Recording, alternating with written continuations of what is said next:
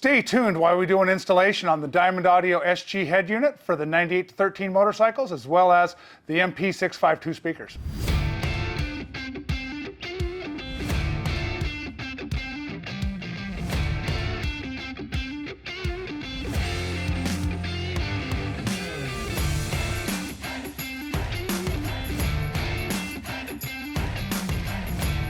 All right, so we all know how bad the stock radio is in the Harley-Davidson motorcycle from 98 to 13 with the different models that they had. Today we're going to bring your bike up into today's technology with the Diamond Audio SG radio with a full 7-inch touchscreen radio that works on the hand controls, as well as Apple CarPlay and Android Auto. All right, first we're going to disconnect the stock radio connections. We're going to remove the 23-pin connector and the antenna wire. Then with a 3/16 ball socket Allen, we're going to come in here and take out the side bolts for the factory radio. Now we'll do the same thing on the other side. Okay, the next step, we're going to have to remove the ignition switch from the motorcycle.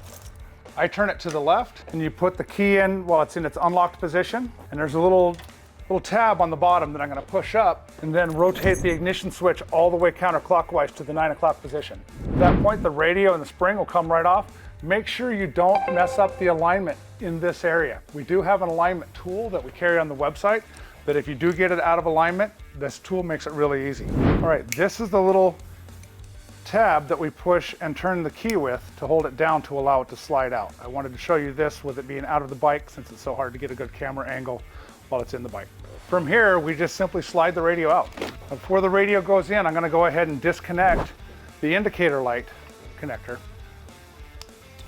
This goes down to the indicator light, so you won't need that, but we will need this for the new radio since the indicators for your turn signals, high beam, neutral light, and oil pressure light are in the new radio face. So unlike the stock radio, this radio is going to come in from the rider side.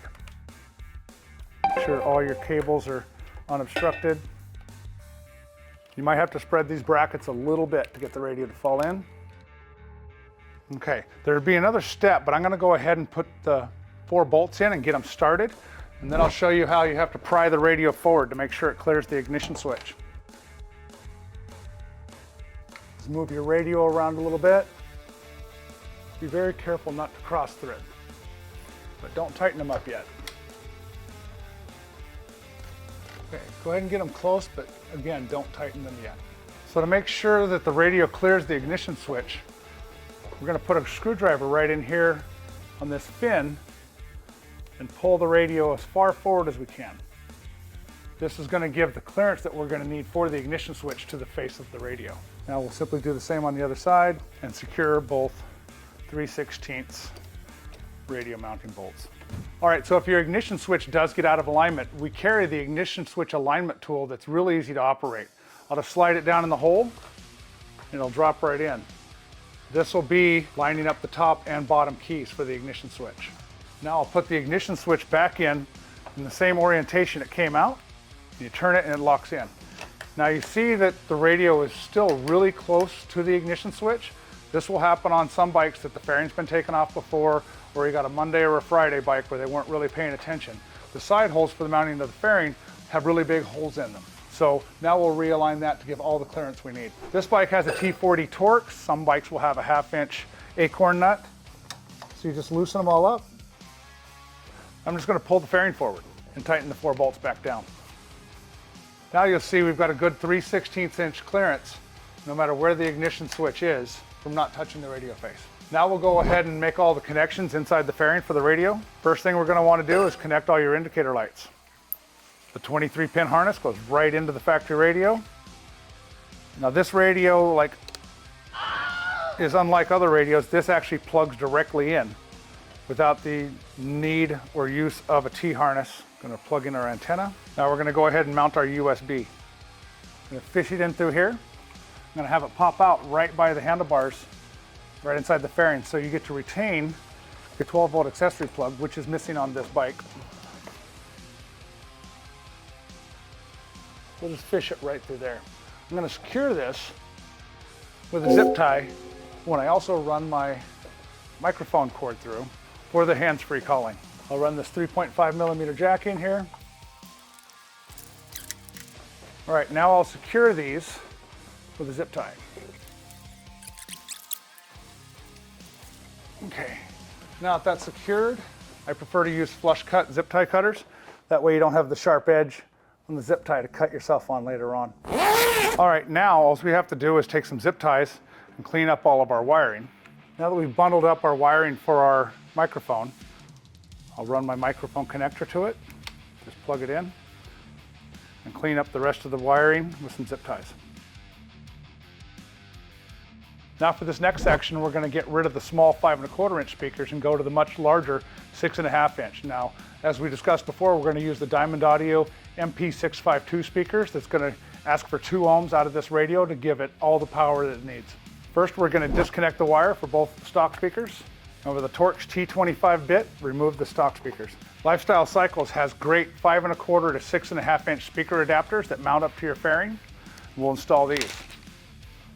It's going to come with the 6 screws that you need.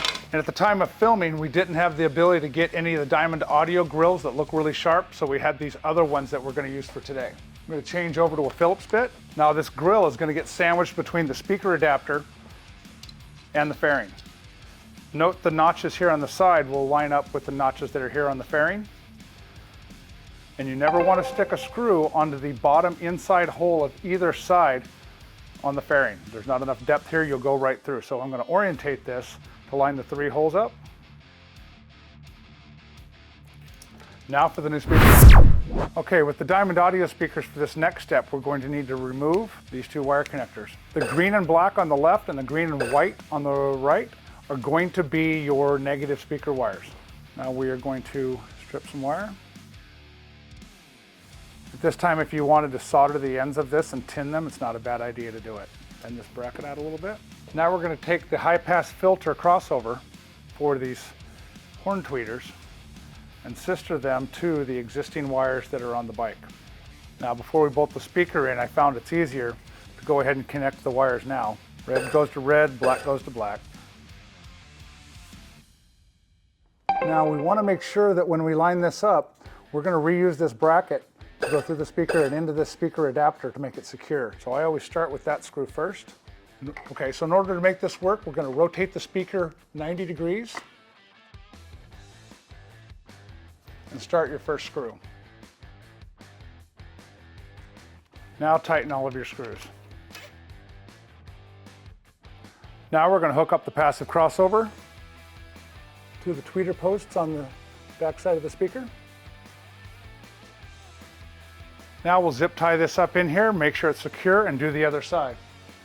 One thing I do want you to notice, on some of these 652 speakers, on certain bikes, you will need to trim this little reinforcement tab, just the width of the magnet on the speaker. I've had some of these fairings go on with no problem and some don't. So if you run into any clearancing issues, that's the part that's hitting right there.